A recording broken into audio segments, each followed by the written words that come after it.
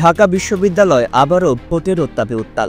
ঘোষিত তফসিল অনুযায়ী ৯ সেপ্টেম্বর অনুষ্ঠিত হবে বহুল প্রতীক্ষিত ডাকসু নির্বাচন। বর্তমানে চলছে মনোনয়নপত্র সংগ্রহ, যাচাই বাছাই, প্রত্যাহার এবং প্রার্থীদের নির্বাচনী প্রচারণা। অনেকের চোখে এটি শুধু একটি বিশ্ববিদ্যালয় ছাত্র সংসদ নির্বাচন হলেও বিশ্লেষকরা বলছেন ২০২৪ সালের গণঅভ্যুত্থান পরবর্তী বাংলাদেশ কেমন হতে যাচ্ছে তার স্পষ্ট ইঙ্গিত দেখা যেতে পারে এখান থেকেই। এমনকি জাতীয় রাজনীতির গতিপথও আংশিকভাবে নির্ধারিত হতে পারে ডাকসু নির্বাচনের ফলাফলে।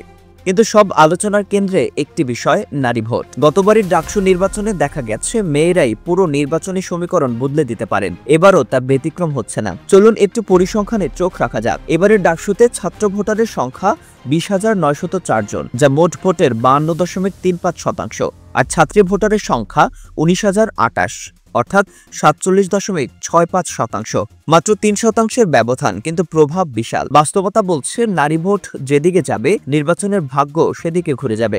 ২০১৯ সালের উদাহরণ তো চোখে আঙুল দিয়ে সেটা দেখায়। ভিপি পদে নুরুল হক নূর পেয়েছিলেন ১১,০৬২ ভোট, যেখানে তার নিকটতম প্রতিদ্বন্দ্বী ছাত্রলীগের রেজওয়ানুল হক চৌধুরী শোভন পেয়েছিলেন ৯,১২৯ ভোট। ফারাক ২,৯৩৩ ভোট। শুধু ছাত্রী হল থেকেই নূর পেয়েছিলেন ৩,৪৮৭ ভোট, শোভন মাত্র ২,০৩৮। সেই ১৪৪৯ ভোটের ব্যবধানেই ফলাফল নির্ধারণ করে দেয়। জিএস পদে গোলাম রাব্বানী ও রাশেদ খানের মধ্যে ছাত্রী হল থেকে পাওয়া ভোটের ব্যবধান ছিল মাত্র একটি। আর এজিএস পদে সাদ্দাম হোসেন ও ফারুক হোসেনের লড়াইয়েও ছাত্রী ভোট ছিল বিরাট ফ্যাক্টর।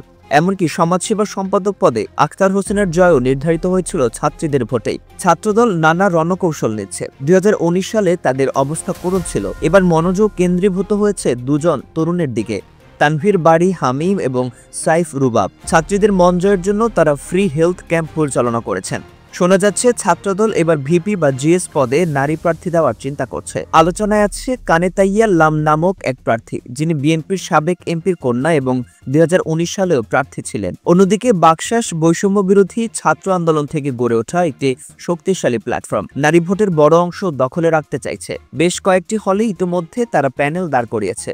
তবে দলীয় গঠন এখনো কিছুটা অগোছালো এবং ভাইরাল হওয়া কিছু নেতার বিতর্কিত আচরণ তাদের গ্রহণযোগ্যতায় ছায়া ফেলতে পারে। যদিও ঐতিহাসিকভাবে ঢাবিতে তারা সুবিধা করতে পারেনি, তবে সময়ের পরিবর্তনে চিত্র কিছুটা বদলেছে। ক্যাম্পাসে ইসলামী মূল্যবোধে বিশ্বাসী ছাত্রীদের সংখ্যা বেড়েছে। তারা ইফতার বিতরণ, free medical camp, first aid সেবা ও পানি ফিল্টার বসানো সহ নানা উদ্যোগ নিয়ে মেয়েদের মধ্যে কিছুটা গ্রহণযোগ্যতা তৈরি করেছে। এবার শোনা যাচ্ছে ছাত্রী সংস্থা থেকে ভিপি বা জিএস পদে নারী প্রার্থী রাখার পরিকল্পনাও করছে তারা। এই হিসাব নিকাশের মাঝেই এক নাম ঘুরে ফিরে আসছে, উমামা ফাতেমা। সাবেক বাম ঘরানার নেত্রী, গণঅভ্যুত্থানের পরিচিত মুখ। স্বতন্ত্র ও প্রগতিশীল নারীদের মধ্যে তিনি একটি আস্থা ও অনুপ্রেরণার নাম। অনেকেই মনে করছেন মেয়েদের ভোটের বড় অংশ তার দিকেই যেতে পারে। তবে শেষ পর্যন্ত জয়ী হবে কে? কাঠামোগত সংগঠন, জনবল, ধর্মীয় আবহ, এসব কি প্রগতিশীল নারীত্বকে টপকে যাবে, নাকি আদর্শিক অবস্থান আবারও ডাকসুর নতুন ইতিহাস লিখবে? সব প্রশ্নের উত্তর এখন একটাই, নারী ভোট যাবে কাদের দিকে? সেই উত্তরেই লুকিয়ে আছে ডাকসুর স্টিয়ারিং হুইলের নিয়ন্ত্রণ। আর সেই নিয়ন্ত্রণ থেকেই হয়তো ঠিক হবে বাংলাদেশের ভবিষ্যৎ রাজনীতির দিক নির্দেশনা।